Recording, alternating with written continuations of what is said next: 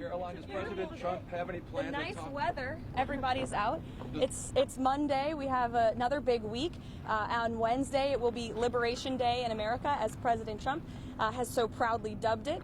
The cabinet will be here for the event. It'll be our first Rose Garden event of this administration. So you all will be invited to attend and cover this historic moment. The president will be announcing a tariff plan that will roll back the unfair trade practices that have been ripping off our country for decades. He's doing this in the best interest of the American worker.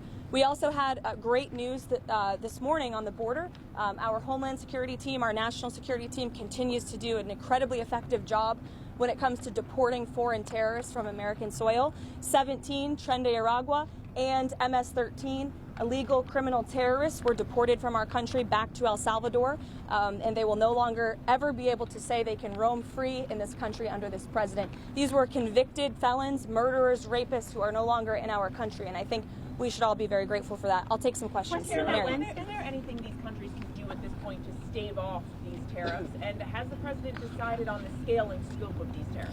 Well, I think, first of all, unfortunately, these countries have been ripping off our country for far too long. And they've made, I think, their disdain for the American worker quite clear. If you look at the unfair trade practices that we have, 50% from the European Union on American dairy. You have a 700% tariff from Japan on American rice.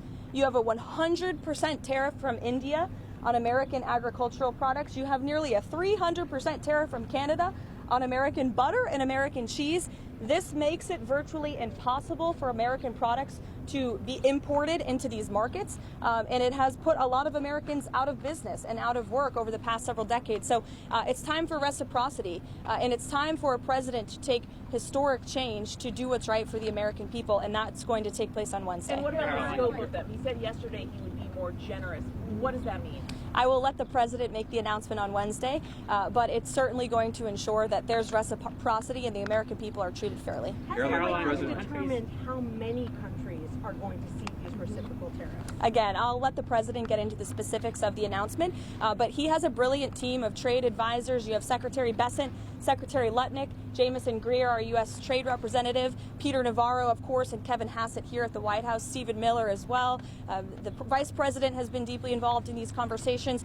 All of these individuals have presented plans to the president on how to get this done, and it's the president's decision to make, and we will not get ahead of him on the specifics of the announcement. And has the stock market sell-off caused the White House to rethink any of these plans? The president has always said that the stock market is a snapshot of a moment in time, and he's doing what's best for Main Street, and Wall Street will work out just fine in this administration, just like they did in their first term.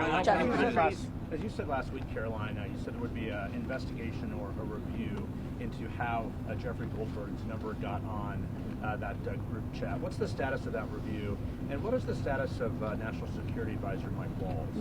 As the president has made it very clear, Mike Waltz continues to be an important part of his national security team, and this case has been closed here at the White House as far as we are concerned. There have been steps made to ensure that something like that can obviously never happen again, and we're moving forward, and the president and Mike Waltz and his entire national security team have been working together very well. If you look at how much safer the United States of America is because of the leadership of this team. On the tariffs, are there going to be sector-by-sector announcements this week at the event you're alluding to? Is it going to be focusing on sectors or more country-based tariffs? The goal of Wednesday are country-based tariffs, but certainly sectoral tariffs. The president has said he's committed to implementing them, and I'll leave it to him on when he makes that decision and that announcement. Caroline, Sure.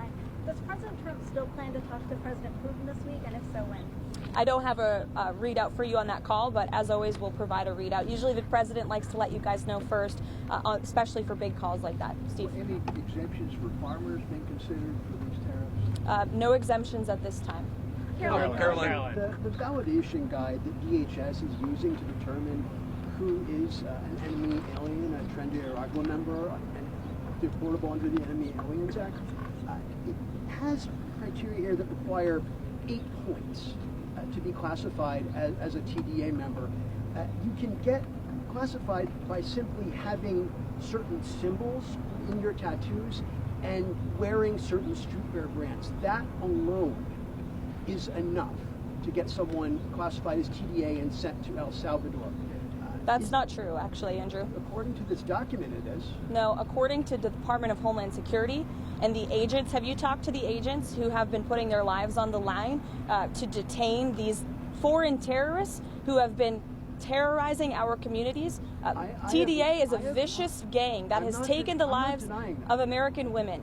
And our agents on the front lines take deporting these people with the utmost seriousness, and there is a litany of criteria that they use to ensure that these individuals qualify as foreign terrorists and to ensure that they qualify for deportation. And the president made it incredibly clear to the American public that there would be a mass deportation campaign of not just foreign terrorists, but also illegal criminal aliens who have been wreaking havoc on American communities. And shame on you and shame on the mainstream media for trying to cover for these individuals who have. This is a vicious gang, Andrew. This is a vicious gang that has taken the lives of American women. The government filed in court, which says all. And you said yourself there are 8 criteria on that document. They need 8 points. And you are questioning the credibility of these agents who are putting their life on the line to protect your life and the life of everybody in this group and everybody across the country. And their credibility should be questioned. They finally have a president who is allowing them to do their jobs, and God bless them for doing it. Karoline, what method would the president use to potentially run for a third term? As he said, there are methods there. Look, you guys continue to ask the president this question about a third term, and then he answers honestly and candidly with a smile, and then everybody here melts down about his answer.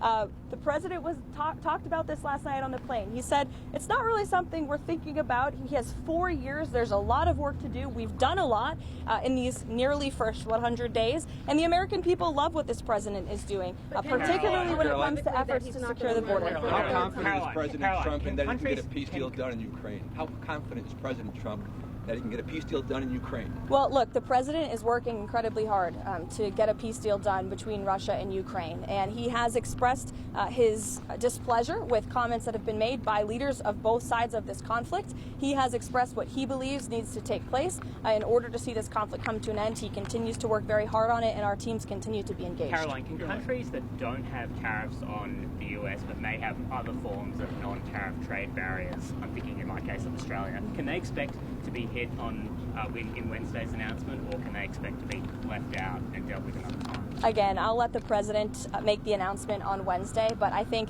any country that has treated the American people unfairly should expect to receive a tariff in return on Wednesday. Karoline, you talk about the European Union. Is the president expected to impose those tariffs in blocks, or will he distinguish countries within those trading blocks? Again, I will let the president get into the specifics of the announcement. It's his announcement to make. It's going to be very exciting. We'll see you guys in the Rose Garden. And you will also hear directly from the president if you have any lingering questions. 5:30 this afternoon, or evening rather, although it's really afternoon for us. That's about midday for this president because he works all night. But he'll be signing an executive order. It will be the in-house pool in the Oval Office, and we'll see you all there. Thanks, guys. Thank you. Thank you, Karoline.